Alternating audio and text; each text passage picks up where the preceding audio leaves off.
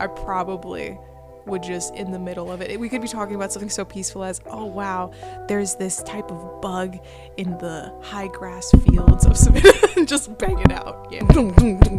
You know what? These look like they're cardioids, so you should probably smack it right here. Oh Boing, yeah, boing, they are boing. very like. You heard that one? Me with my girl be like. I'm so sorry. What is this podcast about? This is not the same. This is not. This is crazy. Hello. Welcome all to the Nostalgia Hour podcast, where it's only the jazziest of jazzy vibes. I've never opened it like this before. Wow. Should we, you know what? I should have brought like a little symbol and just, okay, we're going to do jazz today. Yeah, we're going to do some jazz. That's interesting. That has so much to do with Chowder. There's so many... Actually, no. I don't know what I'm thinking of. I was going to say jazz with Chowder. I feel like there's some kind of just like musical tag that... I don't know. Maybe I'm thinking of a different show. Possibly. I'm probably thinking of a different show. Yeah, because Chowder's got a lot of like... If I'm just thinking about the show, I think India. Because of the way that they Marzipan City does look kind of like... Would it be New Delhi? Is that where... Delhi, I think? Or something like that. I don't know how to pronounce it, but yeah. Yeah. Yeah. Look at us all right. Yeah. You get it. That one's for all of our Gravity Falls fans out there. We love you guys. This is not a website.com. Sorry. So today I have with me my friend Tiffany. Hello. And what are we talking about today, even though we already started talking about it? Yeah, we're talking about Chowder, the one and only favorite purple guy. So, I want to first hear what made this like one of your options for us to talk about. Okay. Well, I'm going to start off with, first off, I just grew up with this show. Like, realistically, I actually, although I didn't have video games a lot growing up, watching cartoons on Cartoon Network was like the one thing that my parents were really cool with. And my mom would actually watch Chowder with me. So your mom wasn't the no SpongeBob type of mom? No, she would watch it with me. She loves cartoons. Like, my mom's awesome when it comes to that stuff. Does she have a favorite cartoon that you guys would watch together? I don't know, actually. I should ask her that next time. I will ask her. But I know for sure Chowder is one of her favorites because every time that she, like, even when we were just hanging outside, I'm not your boyfriend! That's what my mom would say. That's so based of your mom. I know. She would just out random. She'd be like, I'm not your boyfriend. And I'm like, I know you're my mom. It would be very random, but it was always endearing to know that I know where it came from. It came from Chowder. Yeah. And every time I think of Chowder, I'm thinking food, I'm thinking silly moments, and I would like to, I don't know, I guess my cartoon consumption in my childhood definitely shaped my comedy today. So, funny enough, I couldn't get behind Chowder when I first watched it. Yes. Wow. And I recently I did a full rewatch. Not even for this podcast. I mean, I guess I'm more inclined to look in the kids section because I'm just like, eventually someone is probably going to want to talk about this. And when I first started watching, I also had to skip the first episode. For that, I don't know what it was. It just felt like peak. The episode specifically is when Chowder goes with Schnitzel to the bank. Okay. I just remember watching that, and it was so repetitive, and like Chowder is explicitly annoying because that's what the episode requires, and it was painful to watch. So I skipped that, and I started at like episode 2 or whatever I did, and I was like, yeah, no, this is complete brain rot. And I kept watching for like 2 or 3 more episodes, and I was like, This is complete brain rot, but I also can't turn it off. You see what I'm saying? Yeah. Yeah. No, it is like really good at essentially brain rot comedy. That's what I would call it. I love me some brain rot. Give me that skibbity sigma toilet. I feel like it's the thing that I really love about Chowder, and I guess you can disagree or agree on like whether or not there should be more of this in television, but just breaking the fourth wall comedy. I think there should be more of it. I think like there is that sort of like song that plays on the radio all the time. Now I hate that song. But like on shows that advertise it, like Chowder, like it was every other episode there's some fourth wall break. Deadpool constantly breaking the fourth wall. I think like on those platforms where it's already an established part of the humor, I think that works really well because people go to expect that.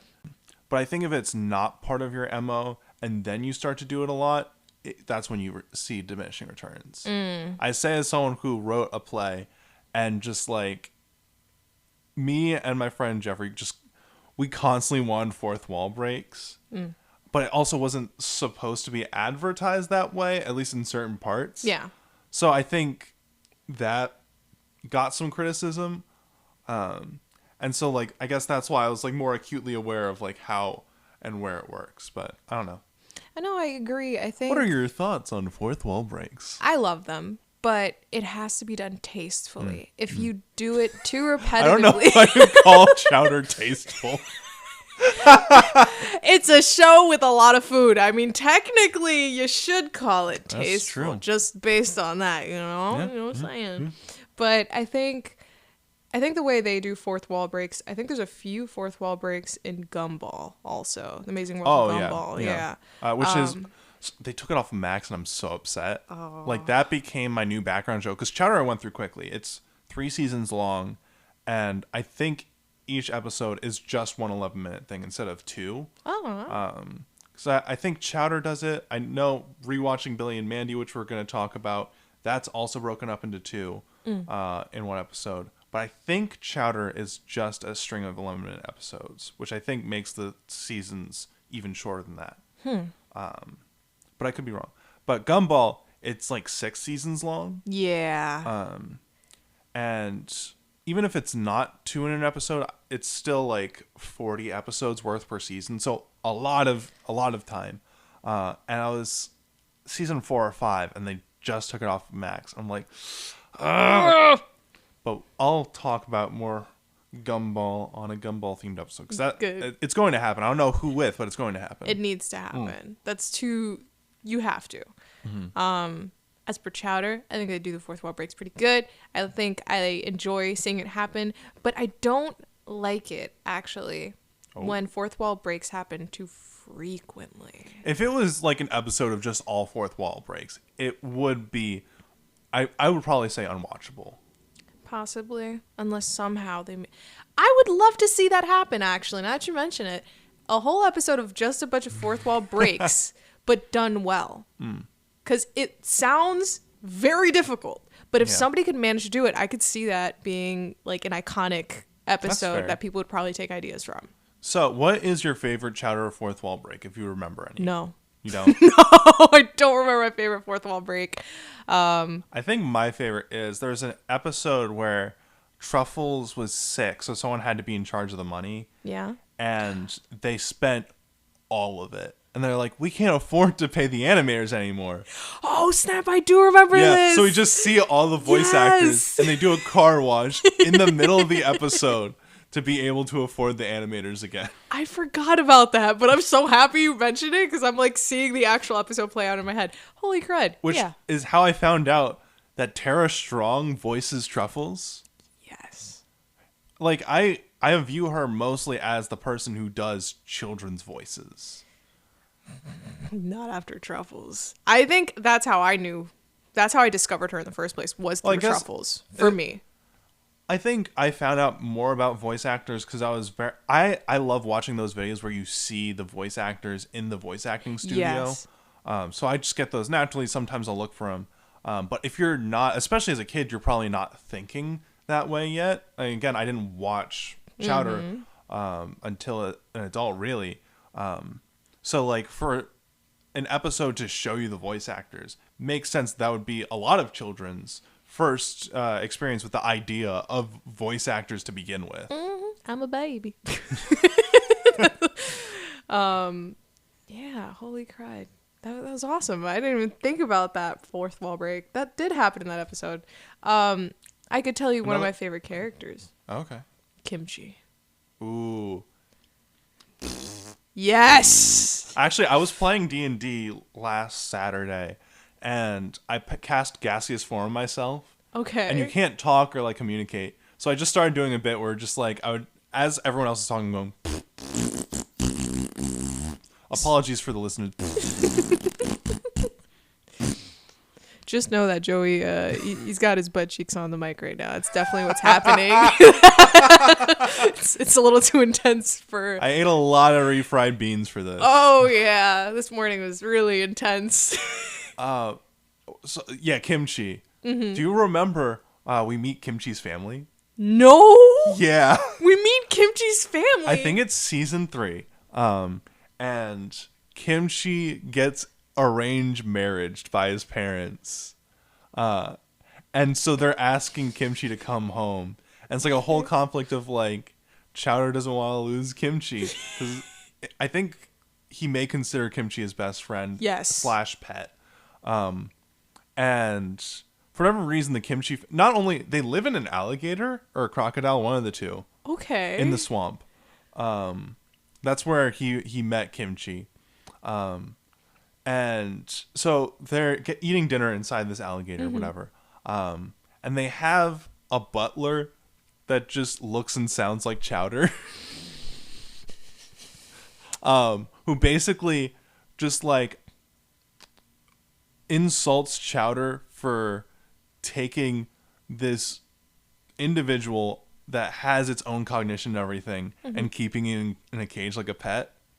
And Chowder's like, no, but I saved his life. And it's telling the story about how like Kimchi was almost ate by a crocodile and like how Chowder stopped it. And it's just like, he lives in a crocodile. You didn't save his life. You kidnapped him. No. And like, I think Kimchi has never shown any sort of resentment towards Chowder. Yeah, like no. It looks like they are in a very happy relationship exactly as is.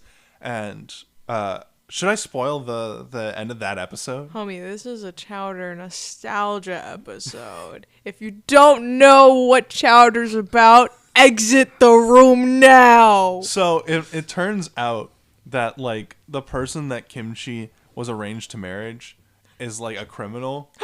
And the person that looks and sounds like Chowder was an undercover cop that created the arranged marriage to get this person out in the open. Yo, the complexity of this episode is just so... What is going on?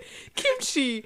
Okay, so Kimchi... I think Kimchi wanted to leave home, but he's just using the excuse of Chowder kidnapped me. I agree. I heavily think that Kimchi I don't wasn't even happy. think Kimchi was saying that he got kidnapped. I think it was just that Chowder, like, butler person that was creating that narrative. Mm-hmm.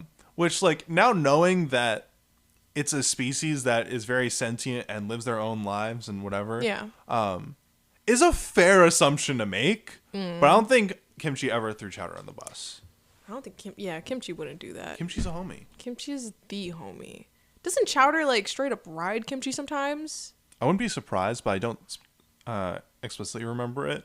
But this now reminds me of an episode where Chowder ate something super hot. Yeah. And every time he opened his mouth, fire just shot out. And he was like, I have to run away from home and be with my own kind. And he takes out his hat and just breathes fire into it and makes it a hot air balloon. Yes!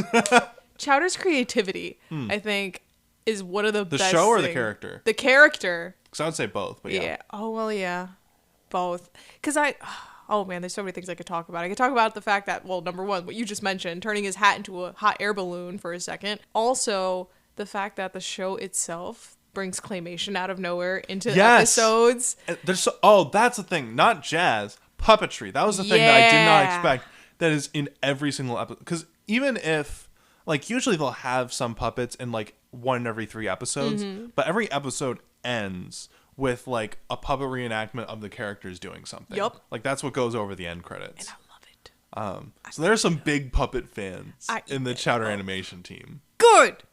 And then we need more of them. I want to see more of that nowadays in, like, new age cartoons. I do love cartoons that use other animation and art styles. Yeah, other mediums, for sure. Which is, I think, part of the reason why Across the Spider-Verse was as fun as it was. Like, so many things that we could talk about across the Spider-Verse, but it's one of the things that's just like, oh, I love this. Like Hobie Brown, just like Yes, yo, every couple seconds, everything Yeah. changed. Yeah, I love him. but that's not what we're talking about. I'm today. sorry. Yeah. No, I'm just trying to keep it on track. I don't know how many episodes of the podcast you've listened to, but like, especially when I'm talking with Jeffrey, 10-minute long tangents. Like, it's constant. And I love a good tangent. Yeah. I think tangents are some of the most interesting things in podcasts sometimes. So I'm no stranger. In fact, an aficionado of tangents am I. But I'm also trying to be a bit more responsible. Well, yeah, it's important to be responsible, Especially if it's other if it's other type of episodes that like will probably be covered in the future. True. But if we start talking about like, oh, how does kimchi remind us of Revolutionary War era France? Like, I would absolutely just, I don't know. You don't know? I just tried to put random words together. Kimchi could do a revolution if he really wanted to. Let's be real here. Let's be real here. Everyone raise your hand if you would let kimchi march you into battle. I would. I'd follow him anywhere. Someone right now is raising their hand at work because they just care that much about kimchi. We love kimchi. Talking about kimchi, I'm thinking also, first off, I love Mung Dal's relationship with truffles. I love, well, like not their current at old age. Stay back there, woman! But like, I'm you know, fighting that one off the episode, ladies every day. Get away, truffles! that one episode where we get to see how they're When they met, yeah, that one's adorable. that And they're was singing so this song cute. over like a river that like essentially was a tsunami across the city. Yes. But it was still like there. I should find that song. That should go in my happy playlist. But I remember absolutely fangirling over those two. Yes. In that moment, but also only for that moment.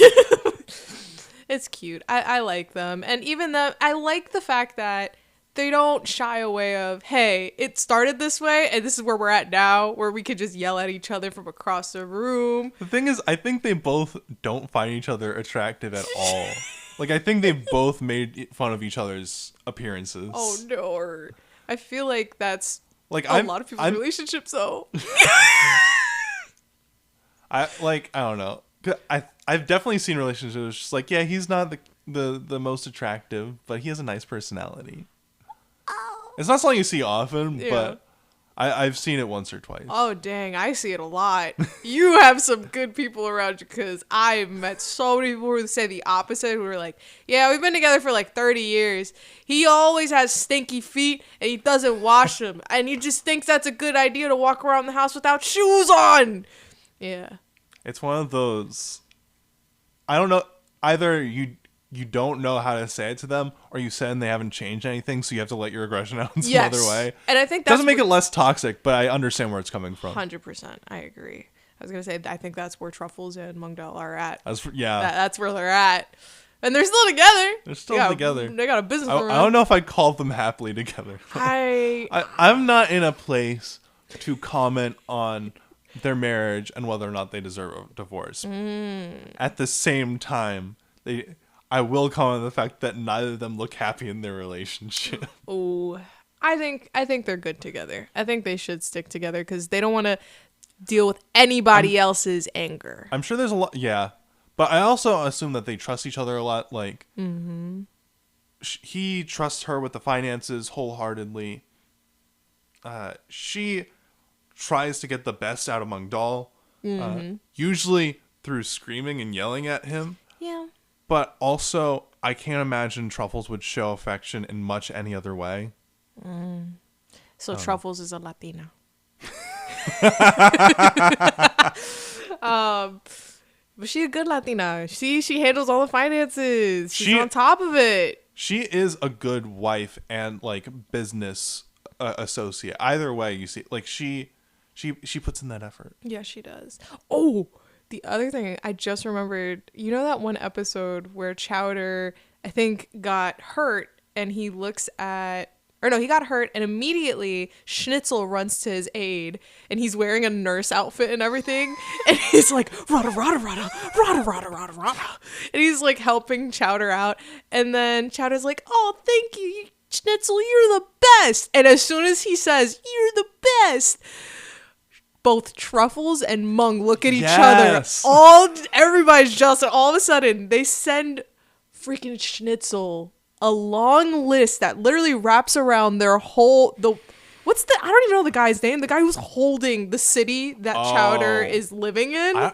If he has a name, I didn't remember hearing it. I don't think he does. I don't know. He probably does, but we don't know it because he's always quiet. He's just holding probably it like up. Matlis or something like that. Something silly. But they sent poor Schnitzel around the world out of jealousy and spite just to try and get Chowder to love them. They and call love them the Chowder best. so much. They do. Anytime he leaves town or like his feelings look hurt, actually no, I'll talk about that episode later. Because it'd be a spoiler for our segment for the episode. But one more thing that I want to say about Mung Dal before we possibly talk about other characters. Yeah. My favorite part of every episode is the beginning where it's just the opening number. He goes, you take the moon and you take the sun. Like, I live for those 2 seconds. Everything that is all fun. It's what is all about when you're done. Run. Dang, you sound like a weird Schnitzel. You got it. It's more metal. It's I'm giving metal cover. It's the metal cover of Schnitzel. Schnitzel's true.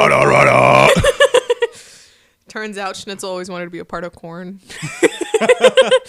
I found a metal band that's it's a Ned Flanders metal band, and they all dress up like Ned. I think they're called like Flanderization or something like that. Oh, that's beautiful. Do they do songs about Christ, or is it just? I forget because it's heavy metal, and it's one of the few types of music that I don't really like to sit through. Like, I wanted to love them so much, and they look great, and the music video that I remember seeing was great. It was just all heavy metal. It's like, I wish I could support you more. And I guess this is my way of supporting them more. So if there are any metal fans out there that also love nostalgic content, try and find them. Do it. Yeah. Yeah. See, this is the kind of tangent I can get by. I can get by this. I mean- Ned Flanders, that guy. Can get it. Yeah, you can get. You know what I'm saying. Yeah. What were you gonna say? The other character that I wanted to bring up, Panini. Because you already brought up I'm not your boyfriend. Yeah. But, like, how toxic is Panini? I want to try and come up with a definitive answer because I feel like that's important. Extreme. Like, there's so much just Radioactive. unsolicited, like, non-consensual. I don't know. I'm sure she does at least, like, cheek kisses or, like, whatever. I don't know if she ever does a mouth kiss, and I think it's more so because they're children. I don't remember them ever doing a mouth kiss. I don't think so either. Maybe in the very, like, I don't know if this is the last episode. It is. I know what you're talking You know about. what I'm talking the about. flash forward. Yeah. Which I thought, I didn't realize it was the last episode when I was watching it. So I heard about it before. But when I first watched that episode, I was just watching it very nonchalantly, thinking it was just like a dream or something like that. Yo, me It's too. canon. Yeah, it is canon. He spent like 13, 15 years of his life. I forget what he was even doing. I think he was like singing a song so he wouldn't have to hear about responsibility, and then just regain consciousness as a fully grown adult. That sounds like Chowder. Any excerpt that you could take, any spin-off series that takes place in between that time, canonically should have Chowder just singing and not paying any part to what's going on. Yep. And somehow Which is surviving. kinda really sad. Well, Chowder never. Well, he's. Wait a second. Wait. Because if that's the case. Wait, can we jump to talk about that episode or no? Yeah, I'm less worried about giving spoilers for Chowder. Cool. Because it's so episodic. When he wakes up in that episode, do you remember how many babies he has? None yet. So Oh. it starts off as It's a Wonderful Life, where it's just like everyone's life is worse. Where like even Gorgonzola, who Yeah. like his main thing is hating Chowder, he becomes a Gorgonzola goes into that industry? That's what happened? he becomes a successful Ah. businessman. Yeah, Like I think he's like a CEO of his own company, and he is miserable because he can't find someone to make fun of.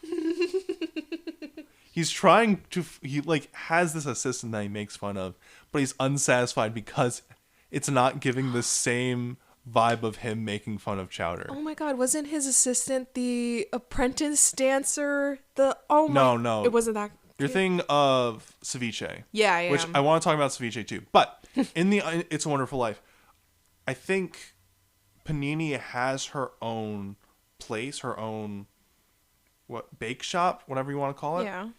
And she's miserable because she wants to find the love of her life, but because Chowder they weren't with each other at all. She's just a lone maid in her bake shop and kind of miserable.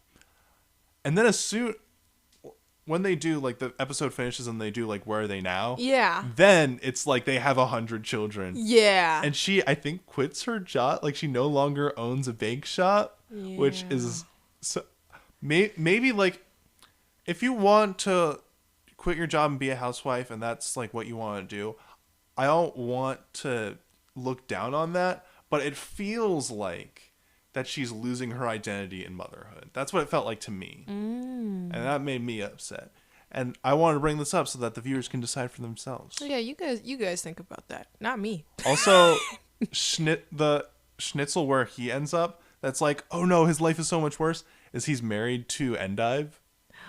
Yes, I remember that. But then, at the end of the episode, it's like, he realizes that he actually loves being married to Endive. Which, I think it's just weird that it took Chowder basically being conscious for him to realize that.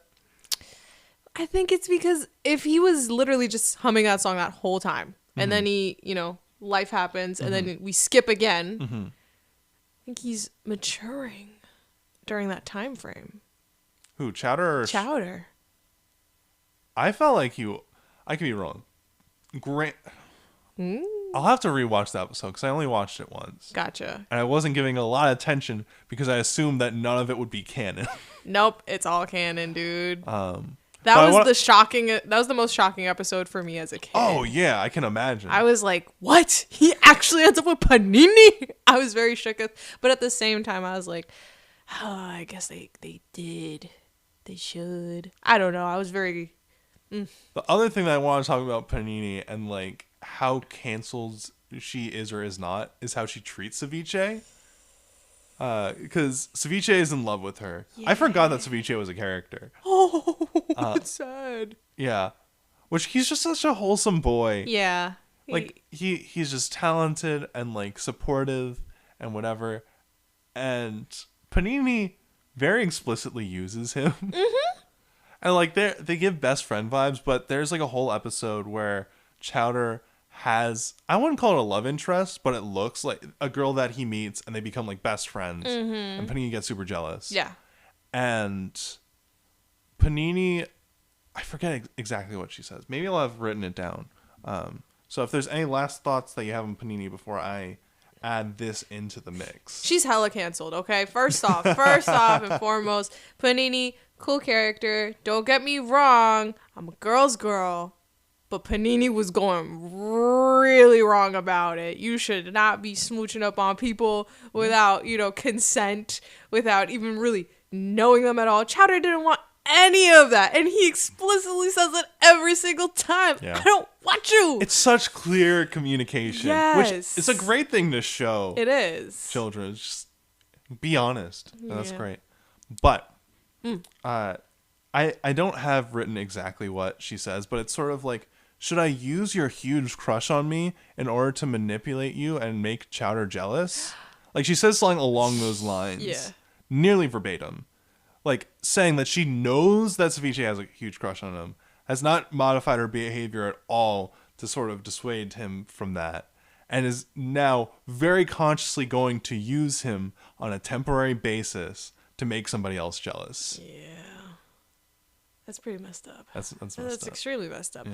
But oh no, I can't say but they're kids. Like like part of me wanted to be like, but Ceviche, hearing this, can also now understand and utilize it. But when you have feelings for somebody, Especially that young, when like you haven't had your heart broken yet. You get used. A lot of people get used. It's really easy to do that. It's sad. It's very sad. It's a very sad scenario for Ceviche. But Panini girl bossed her way through it, which is really messed up to say. Like, you should not do this. I'm not approving of this. But she did that, you know? Like, If you violate someone's consent for 15 whole years and obsess over them and no one else, they'll fall in love with you. yeah, it's some time. And then you'll be happy for the rest of your life. Yeah, That's the lesson. Even if they're like, you know, tied up and in your basement, they after 15 years of just actively, you know, it'll work. It'll work. Don't worry. Be Delulu. That's the Solulu. Be your own Stockholm. Yeah, you have to, especially at home. All right, I think I want to take, unless there's any more that you want to talk about For right Panini. now. Or Panini or anything else that you're like, I need to talk about this right now. Oh my gosh. I mean, I guess even though we know We still got like a half hour left. True. I wanted to mention, even though we know that Schnitzel ends up with Miss Endive. Endive. Yes, Miss Endive. Like she always says. What is it? There's Just that remind me something about Endive, but continue. There's that episode where Mung sends Schnitzel to hang out with her because Chowder and Mung needed to like sneak into her home to get something. I think they were trying to like kidnap her pool or like get into their pool. It was like a Something like that. And poor Schnitzel ends up going on a dinner date with her. And I didn't realize this as a kid. But, okay, so first off, when he shows reminded me up, another thing about Endive. We're going to be talking more before we get to this segment now. when she first comes to the door, she's like in a bath towel. And she has like, I think like a face mask on. So she's not looking great. Right. And then she runs. She's like, oh, 1 second. Leaves, comes back. This bodacious body pulls out. And she's just jiggling everything. And she's got these big puffy lips as if she just put in some Botox. And she's like, yes, Schnitzel. How are you this evening? And he's like, rada, rada, rada, you know, I'm trying to take you out. Whatever. And then she's like, let me see if I have dinner plans or anything. No, I don't. Hops into his arms. He literally like has to like, he barely catches her because she's so big. And then they go on this dinner date. And I remember, because I just watched like this scene, they're on the dinner date. They're at a restaurant. There's curtains. And they're ordering, they finish and everything, and then she goes to like the front of the screen, and then she looks around and closes the curtains. So you can only assume what took place and what Schnitzel had to endure during that time. So Schnitzel was the backbone of that entire show. Yes. It's like if you've seen Markiplier's In Space. No. Have you not done any Markiplier's with Choose Your Own Adventure? No, I haven't. It's on YouTube. It's fun. There's one where you, as the captain, just use Mark for every single like problem solving needed, no matter how much it looks like it should not be possible for anyone to survive. And Mark just does it. And like the whole ending is they find a planet and they build a society off of using Mark for every single task. Until one day he is driven mad and murders you. Oh. Yeah. That's And reasonable. that's Schnitzel to me. That's Schnitzel to you. Oh, I don't blame you. Anyway, Endive. So the first thing you mentioned that she's really big. They like change her size constantly. Like, normally she's just like, I would say maybe like twice as wide as Schnitzel, but about his height. Yeah. But I remember there's sometimes where she just makes her huge. And the best example is, I forget why Chowder needed a toilet. But probably for, for whatever reason, not Schnitzel, what's his name? Mungdal. No, not Gorgonzola. Freaking the one who owns the fruit stand. The fruit stand. Gazpacho. Gazpacho. There we go. Gazpacho. Yeah.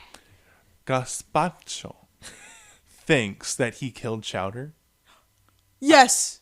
I think he was like covered in like some sort of like flour or something like that, and he thought it was Ghost. And he was like, "Oh, since I killed him, I need to flush him away like Mother did with our goldfish or something like that." And he wouldn't fit in any toilets, Chowder. So they had to, and also Chowder's talking to him the whole time. But Gazpacho convinces Chowder that he is in fact a ghost. And the only way for him to move to the next life is to be flushed. Oh. So I don't know if it would have ended up killing him. Either way, they go to Endive's toilet. Mm-hmm. And it is the size. I can't even calculate how big it is. But I would imagine it's like height-wise half the size of Lady Liberty. No. And then the rest to scale. Like, they end up within the toilet bowl and they are specks. Like, I would say they're like a gummy bear in size compared to the toilet.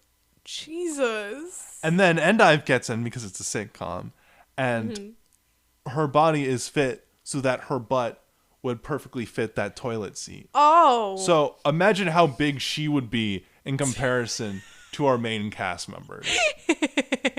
She's a god. Her size is godding size. So, like, you see what I mean? That, like, her size is constantly... And then it's part of the charm of Chowder. Yeah. But it's just, like, how big is Endive really? But the other thing that also made me think of is there is an episode where Endive bakes a boyfriend. I don't remember this episode. Yeah. She bakes a boyfriend. I forget what prompts her to do this, but she looks up hot boyfriend in a recipe book or something like that. And he's the slightest bit undercooked. I forget why. I think someone was coming in and she was embarrassed, so she took it out. Oh. And he becomes, like, because he's underbaked, he is a little fugly looking. I forget exactly what he looks like. But she's super embarrassed of him. And he's just the sweetest, loves her so much. Oh. And, like, everyone is liking Endive more because she's dating him. And he proposes. And, like, she just wants to get rid of him. And it's, like, painful to watch. Oh, no. Because also, again, like, he's doing all these nice, sweet things. Yeah. Has, like, all these beautiful sentiments and opinions.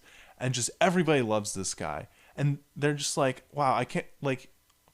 I guess I didn't see something in Endive if you see something in her. And she only agrees to the marriage proposal so that she could throw a wedding party where she wants to trick him into finishing the baking process. Oh. And when people are wise up to what's going on, they try and stop her. And she makes it very clear that she doesn't want to marry him until he becomes hotter. Oh. And, like, they go through the baking process. He comes out and is, like, some kind of conventionally very handsome. Mm-hmm. Again, forget exactly what he looked like on either side. And it's like, now you're perfect. And it's like, Endive, if you didn't love me when I was that way and I adored you, you don't deserve me now. and so he just leaves to never be seen again. That's the most... It was a fun episode. I recommend, if you want to watch, like, 1 or 2 episodes, that would be one of them that I would recommend. I love that. The other one that I'd recommend is there's one where, again, I don't know why I connected these, but Mungdal gives Chowder his bicycle. I think it's called a dicycle. I think it has like D20s as the wheels. Mm-hmm. And he breaks it. And Gazpacho, because his role is essentially having the brain of a child, is like, yeah, just blame someone else on it. So Chowder blames Ceviche. Mungdal gets super mad at it. At him, and it's just like, you're gonna pay to have my bike remade, or like whatever. Mm-hmm. And it gets escalated to the point where, like, they have to do some big arena type fight between the two of them, and then Chowder breaks down because Ceviche is being really nice. He's like, I don't know what I did wrong, but and like Chowder breaks down and like it's like, I can't find him. He's being too nice, and like I guess he forfeits or whatever. And Mungdal comes like, it's okay. I knew that you were the one that broke the bike. Oh. I set all this up and put all the money against you so we could afford our own new bicycle. Bruh. I love Mung. Mung. Yeah. Oh man, all the characters in the show. To me, I love this brain rot. It's one heck of a show. Again, I did after watching the episode with Schnitzel in the bank, I thought that I could not get through it. And then it became like I watched through it so quickly. I finished it in less than a week probably. It's so good. Like it definitely it sneaks up on you. It grows. Uh-huh. Yeah. Or if you're just already in mindsight as Chowder, then it's just match made in heaven. Or oh my god, I'm thinking of so many different.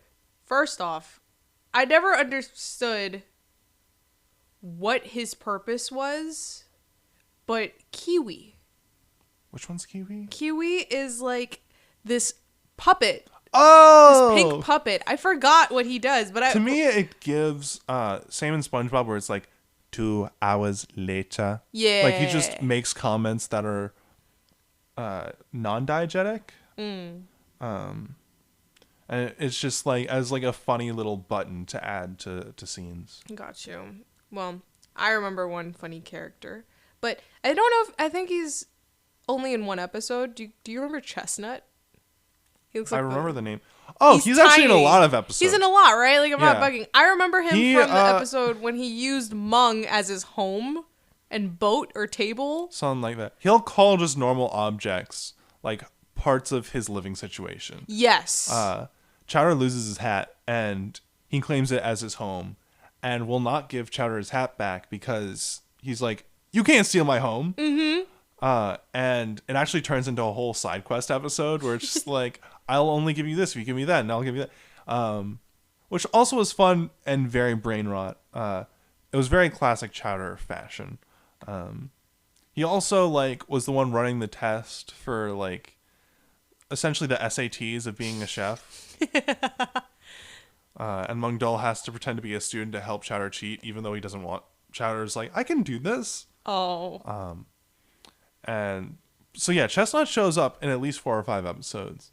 But he, in those episodes where he just like claims like this is now my home or this is now my boat, it kind of makes me really upset because he's basically stealing other people's things and treating other people like it's the other way around. And I'm like, ugh, this is the conflict of the episode. I mean, it's like, what is it? Let's say you stood up from a seat at a party to go to the bathroom real quick and you left your sweater there. And then you find somebody else sitting in that chair after you got out the bathroom. That's a great comparison. Yeah, it's like you snooze, you lose. It's that concept. I've definitely had that before. And like sometimes it's like at a party and I'll have my sweater somewhere, like whatever, someone's sitting there.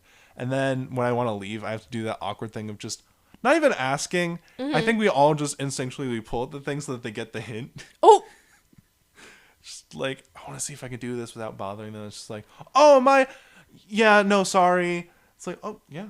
And then they move. Like, it'd be a lot less awkward if you did just ask. have you never run into the situation where you try doing that and then they get mad at you for trying to take a sweater off the I chair? don't think so. Yeah. So this was my chestnut story. Okay. Somebody was seated in my chair and I went to the bathroom. I came back and my sweater was on there. And as I'm pulling it away, they get mad at me and they're like, "What's wrong with you? Why are you touching stuff here?" Da, da, da, da. And I was like, "This is my sweater. Why are you getting mad at me?" And I was like, "Oh, well, you shouldn't be putting your hands on strangers." I'm like, "I'm not touching you. I'm grabbing my sweater." And we got into a whole argument. And I'm just like, I'm just trying to get my sweater, man. Mind you, he's not. Since he's like laying his back on the chair really well, the sweater's like fully stuck under their like almost not their butt cheeks, but like that lower back area. So I can't fully pull it out unless I lean forward. Yeah. And they're not leaning forward. They're just turned enough just to look at me stank and then be mean about it. And they're still not helping. Wow. I don't remember how the situation ended, but I have my sweater still. Sweater. It all worked out in the end. Yeah. Everybody will run into a chestnut someday in their life. There's only one other character that I can remember off the top of my head that we haven't mentioned. And I think, I don't remember his name. I think it was like Mr. Fu something. Oh, And is he the rich guy? I think it's like a cloud. No, not a cloud. He's a balloon. Yes, he's a balloon. He's a balloon. with like a scarf. Yeah, and he's always He's in 2 held down episodes. by the cat. Yep. And he knows how to use that tongue. He'd be, out of nowhere. Because, like, he had stuff on his face. I think he had, like, remnants of food on his face. And he's like, ugh. That's probably from his first episode where, in order to get his business, Chowder takes him around town to, like, essentially, like, butter him up. And so he's showing him all his favorite food places. Mm-hmm. But then he eats both of their portions, so Chowder doesn't get to eat anything this whole time. So Chowder gets angry. Yeah. That's funny. That's probably where that was from. That's but he's in another episode. I forget what was the plot. I think he was throwing a party. And Yeah, I think he's rich. He's very rich. Yeah. That's why they wanted his business so bad. And I think it was like a costume party, and they kept on, like, their costumes were getting eaten up or something like that. Also a fun episode. But also, we're at about 15 minutes left. Oh my gosh. It flies by. So I want to get to our segment that way.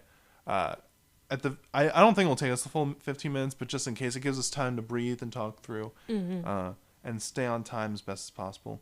So, another iconic thing about Chowder, the food names. Don't remember the food names. You don't remember? Actually, I think I remember what the foods I remember the steel buns. Yeah. Yeah, I remember that. I don't remember most of the other ones though. But yeah, they would never use real food names. It's like schnozberries or something like that to make a schnozberry cream pie. Schnozberry cream pie isn't a real food? I'm pretty sure that's from Willy Wonka. The schnozberries taste like schnozberries. So it's real. Sure. Don't ruin my childhood. So this is gonna make this quiz a lot more difficult than I thought. Oh it was gonna no! be. This is called Food or Not, and it's a mix of food and dish names from the show, mixed with some of mine that I just made up to sound like Chowder foods. Okay. I think you'll at least remember some of them when you hear them. I hope so. Other ones, I tried to find like some obscure ones as well, and obviously some of them are fake, not real, and thus it would make sense that you recognize them. Yeah. And if it helps, if you want to ask like what does the food look like, or possibly what episode it's in, it'll either be I'll try and give as much as I can remember about that thing, or if it's fake, I'll make something up. Got it. So first one, thrice cream. Thrice cream? Thrice cream. It's fake. It's like one of the most iconic foods. No! Yeah. Which one's this one? Chowder loves thrice cream. It shows up in a lot of It's probably the food that's named most in the show. Really? So I think it's like 3 scoops of ice cream. That's why it's called thrice cream. I'm dumb, yeah. And there's a whole thrice cream man that's made out of thrice cream. I don't remember him. Yeah, he shows up in like 2 episodes. He's uncomfy. He's uncomfy? I don't think there's anything wrong with him, but he just... I don't know. There's a weird aura to him, in my opinion. Mustachio ice cream. You're so confident about thrice cream that now anything could be possible. Anything is possible at this point. Mustachio ice cream. In the shape of a mustache. Well, I assume that. Yeah. May or may not contain hair. I'm just thinking of Mung's stash right now, and I'm just trying so hard to think if I've ever seen a mustache ice cream in the show. I think that one's fake. It is also real. No! This is gonna be so bad. What is this episode? What did that happen? I don't remember what episode. I just remember looking at it, and it looks like one of those like big poofy like British mustaches. I think there was hair in it, but I don't. It didn't say so in the fan wiki whether or not. Okay. A lot of the fan wiki like things I looked at didn't give too much information. But so yeah, that's where that's at. Flaming flow nuts. Yo. The amount of stress in my body at this current point in time is just, it's exponentially growing. If I get this wrong again, I'm going. It means nothing if you're right or wrong. It's just it's a game for funsies. No, it's not. I have to win. What is it again? Flaming flow nuts. They're like donuts, but they're on fire. Sort of like how you like order a drink and they like light it on fire. It's like that, but with donuts. Fake. It is in fact fake. Oh, thank God. Oh, Lord. Oh, Lord. Because I pictured it in my head. I was like, I feel like that would be something that they would throw in there. Yeah. It's a pretty good fake name. It's Thank pretty you. good. Pretty good. Meveled eggs. There weren't any characters named Mevel. No, these aren't names of characters. These are No, I know. I'm Okay. thinking. I'm just thinking. I'm like, Mevel Pepperman from iCarly. okay, I was going to fight you right now. I just named somebody. I'm going to say fake. It is also real. Oh, no. What is this? It's just deviled eggs, They're deviled eggs. but they come in multiple colors. Oh, so it's like the Krabby Patties, but the... Yeah, What yeah. is it? I forgot what the... Pretty Patties. Oh, is that what they're called? Yeah. Yeah, so it's like that, but just with deviled eggs. Gotcha. Rat patootie. No. No. This is fake. This is fake. Are you sure about that? Yeah.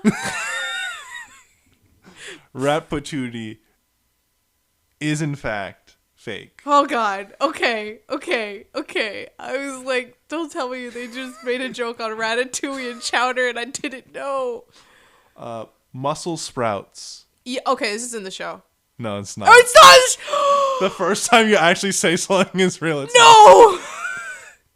I was imagining felt like Brussels that- sprouts with, like, Yeah. muscular arms. I was very proud of that one. I was like, that very much sounds like something they would do. Bee nuts. Real. They are real. Okay. They're at a stadium. They're giving away bee nuts. Get your bee nuts here. Are they bees? According to the wiki, it is not certain whether or not they contain bees. Oh. But Chowder doesn't care and eats one anyway. Huh. That's what I got from there. That gives Chowder. Burple Nurples. Yes, this is in the show. Yes. I remember. This was what the Purple episode that I was Nurples. gonna bring up, where it's like Chowder put rat poison in it. Yep. He wanted to make his first dish by himself with no help, and so he doesn't want to make Chowder cry, and spends all of their money and savings to buy these Burple Nurples as like fake people, so that he feels successful. Oh, they love him. They love him. It's a cute episode. I remember Burple Nurples. I do remember that. Clabbage. This has got to be fake. It's real. No. Clabbage? They're just cabbages. Or they look like cabbages, but they're called clabbages. Does Gazpacho serve them? Probably. I feel like that's something he would sell. Oh, Clarets. fake. It is fake. Okay. Cloffy. Cloffy? Cloffy. Fake. It's real. No! Is there claws in the coffee? What is this? No, it's just coffee. It's New Jersey There- coffee. That's what that is. Cloffy. Who the heck names coffee Cloffy? A lot of the foods is like them just adding one letter to the normal word. Sort of like Snapple, but if Snapple wasn't real. Banapple. But there are a lot of just like CL and like whatever the name was. So like that's where Clarets came from. Clamato. All right, you're stressing me out. I don't know if what you told me before it was the truth. I mean, I feel like it's a truth. It's a mix of clam and tomato juice. Clamato. Clam? I think this is fake. You think it is fake? Yeah. It is real. No. In real life. Nah. Wait, Is- it's the can. They sell juices of Clamato. I don't know who drinks it, but you'll see them in grocery stores, and they Okay. must be making some kind of business. Okay. But you are correct that it's not in the show. Good. So, Imagine making a Bloody Mary with Clamato. Right? Ew. but also that's the only thing I can imagine it being used for. Is someone Yeah. drinking straight clam and tomato juice? That sounds awful. Fishermen, who knows? Maybe they need the nutrients in it. Durf. Yes, it's real. No, it's fake. I didn't. That sounded so good. Durf. I feel like I could go to a Chowder restaurant and be like, yo, can I get some Durf? And they'll be like, that would be 2 pennies. And Yeah. I'll be like, yeah, I'll get that. Schmingerbread House. Schmingerbread House. Schmingerbread House. I wish we had cameras so people could see my face. My faces right now are just like, I think this is real. It is real. It's in the Christmas special. Okay. There's like a whole thing about like Mung can never make a proper gingerbread house, so they have to like buy one or like whatever. Yes. Actually, no. I think it's they mess up and thus they don't have a gingerbread house, so Santa never comes. Oh. Does Santa come? I believe so. But there's like a whole sad moment where like because Mungdal wants Chowder to have a good Kanishmas, that's what it's called. He goes to Endives to purchase a Schmingerbread house. Oh. Sacrificing his pride Yeah. in order to give Chowder a good Kanishmas. Oh. And Chowder goes to stop him and it's like, no, it's either us or nothing. Because Mung is the best chef ever. He is. I love that. It's really sweet. Yeah. Snorridge. Not as fake. It is fake. Oh, yeah. We on a roll now. We on a roll. Just like porridge that's sleeping. It makes Snorridge sound. It's like kimchi. Farting. I don't know. Sneeze Burger. No. You give me a weird one. Is no your answer or just rejecting the idea of a sneeze burger? Rejecting the idea. Fair enough. The concept, the visualization of what could be possibly made within a sneeze burger. Sneeze burger, right? Sneeze Burger, not sneeze. Sneeze Burger. It's gotta be fake. It's real. No! Does it sneeze? I didn't look that one up. I guess I forgot to. And finally, Wawa Melon. That's real. That is real. Yeah! I also didn't look up that one. Okay. Is that Actually, no. They were just giant watermelons. giant watermelons that they eat, right? Yeah. And just spit out the seeds? I think also Chowder rides one down Marzipan City in one episode. You mean like he's standing on it and like Yeah, like rolling he went on it? like a log, but Like- with a Wawa melon. Like Super Monkey Ball. Yeah.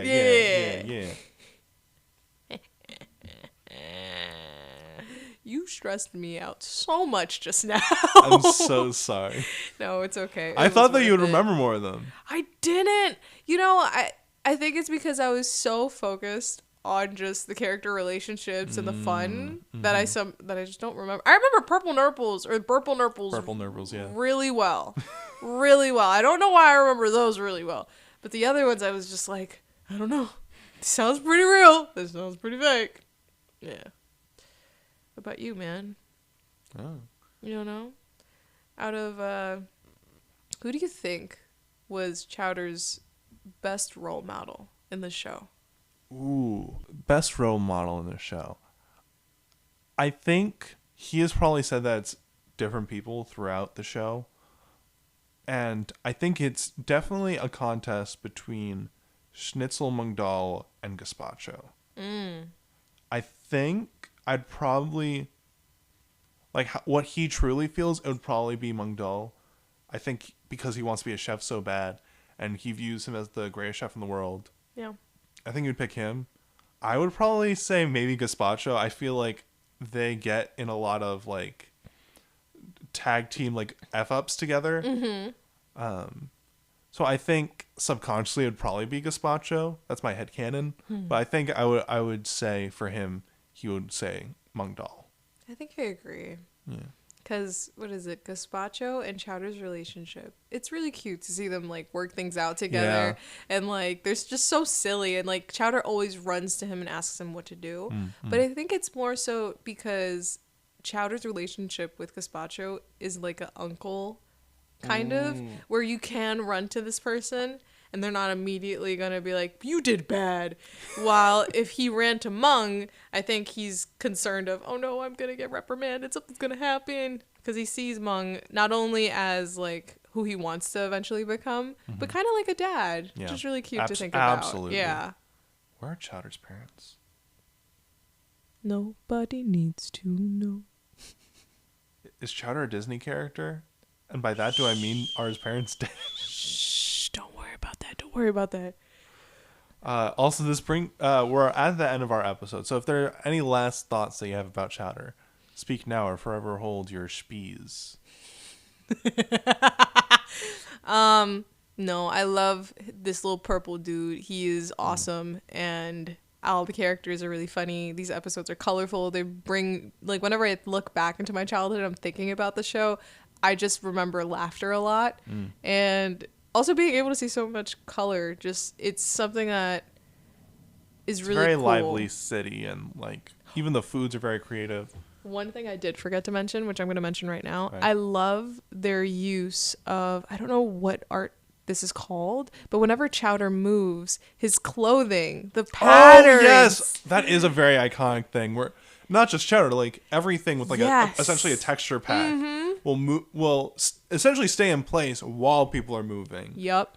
That it is a very cool animated feature. Yeah. It probably was easier for them to do. Yeah, it might. I hope don't know. so. I have no idea. But it was really cool, and Yeah. it definitely is something that I don't think I've seen done I don't think I've seen it done since. in other shows, or at least not like that. Stuff that we've consumed. If anybody's looking for D&D world building inspiration, you should look into Chowder because it's very funky. It's a very, like, if you think of the way it's shaped, I think that's a cool concept of having a random man just holding one city. And then there's an episode where you fall off, or he falls off of his city, and they go all the way down to where the feet are, and like I don't think I remember that. or at least you get to see that at the feet there's definitely other cities and towns around, which I think that's a cool concept overall. There's also just like a Zeus parody that's just sitting on a cloud that's somewhere above the sky, and just occasionally like you can end up pissing him off by hitting him with something, Yep. and he'll zap you. Just a fun, just like, oh, watch out for God. Yep. But that's it. And I think about Chowder, I'm always happy to talk about some sillies. And I'm not your boyfriend. That's very important. And this is us signing off with a little message to all of you that I am not your boyfriend. Indeed. All right, bye. Bye.